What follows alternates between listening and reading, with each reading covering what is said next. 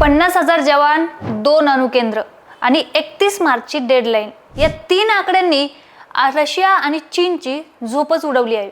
अमेरिकेचं mission Iran आणि सांगितलेलं डेथ वॉरंट नेमकं काय आहे?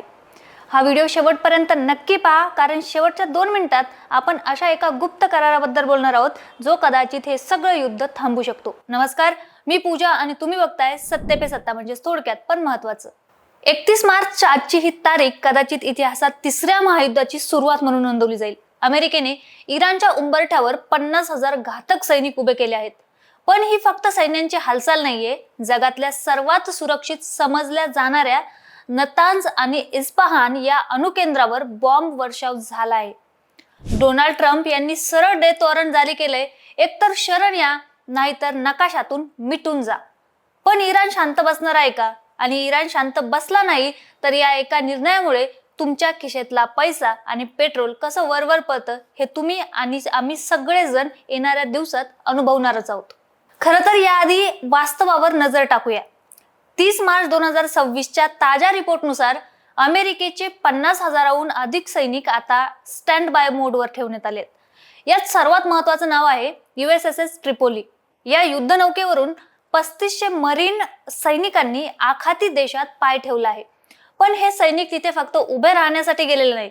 अमेरिकेचा मुख्य निशाणा आहे खार्क बेट. इराणचं 90% कच्चं तेल याच बेटावरून जगाला पुरवलं जातं. जर अमेरिकेने यावर ताबा मिळवला तर इराणची अर्थव्यवस्था एका तासात कोलमडेल. ट्रम्प यांची ही रणनीती इराणचा श्वास रोखण्यासाठी आहे आणि आपली लाईफलाईन वाचवण्यासाठी इराण काय करणार हा आता मोठा प्रश्न बनत चाललाय. आता खरं तर चर्चा करूया त्या धोक्याची ज्याने जगाला भीतीच्या छायेत ठेवलंय.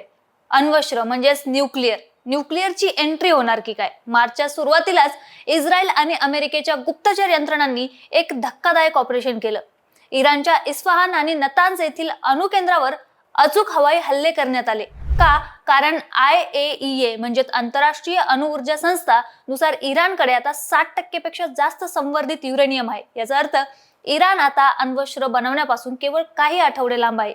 ट्रम्प यांनी स्पष्ट केलंय की इराणकडे अणुबॉम्ब असणं म्हणजे जगासाठी मृत्यूचं आमंत्रण आहे. पण इराणही गप्प बसणार नाही. त्यांनी जनफदा नावाची मोहीम सुरू केली आहे, ज्यात लाखो आत्मघाती स्वयंसेवक अमेरिकेला भिडण्यासाठी तयार झाले आहेत. हे युद्ध फक्त अमेरिका आणि इराण पुरतं मर्यादित राहिलेलं नाही. रशिया आणि चीन या आगीत तेल ओतण्याचं काम करत आहेत. काही गुप्त अहवालानुसार रशियाने इराणला आपली प्रगत S-400 संरक्षण प्रणाली सक्रिय करण्यासाठी मदत केली आहे, जी की आपण म्हणजेच भारतामध्ये सुद्धा आपण तीच यूज करतो. दुसरीकडे चीन इराणचं तेल विकत घेऊन अमेरिकन निर्बंधांना केराची टोपली दाखवत आहे.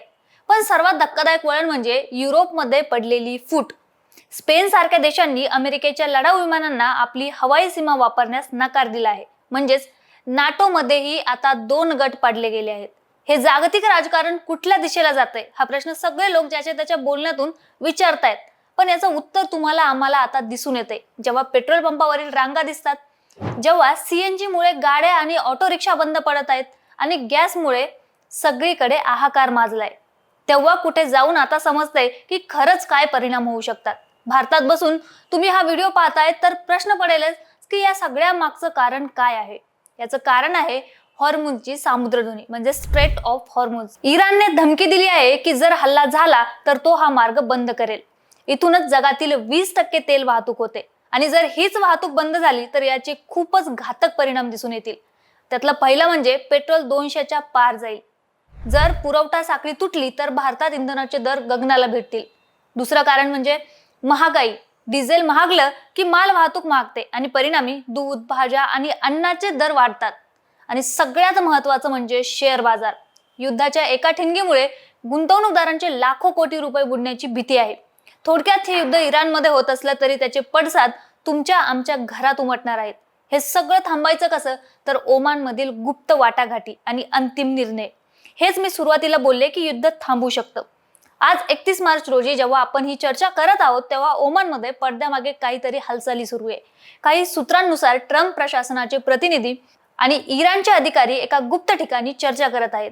ट्रम्प यांना सुद्धा युद्ध नकोय, तर त्यांना असा करार हवाय जो त्यांना इतिहासात महान सिद्ध करेल. पण इराणचे सर्वोच्च नेते आपल्या अणुप्रकल्पांना त्याग करतील का? हा सर्वात मोठा प्रश्न आहे. जर या वाटाघाटी फिसकटल्या तर येणारे 24 तास या शतकातील सर्वात भीषण रक्तपाताचे साक्षीदार असतील. मंडळी, परिस्थिती गंभीर आहे. एका बाजूला अण्वस्त्रांचा धोका आणि दुसरीकडे 50,000 सैनिकांचा वेढा. तुम्हाला काय वाटतंय? डोनाल्ड ट्रम्प यांची ही आक्रमकता जगाला शांतता देईल की विनाशाकडे नेईल? इराणने माघार घ्यावी की लढावं? तुमचं मत कमेंटमध्ये नक्की सांगा आणि अशाच माहितीपूर्ण व्हिडिओसाठी पाहत राहा सत्य पे सत्ता, म्हणजे थोडक्यात पण महत्वाचं.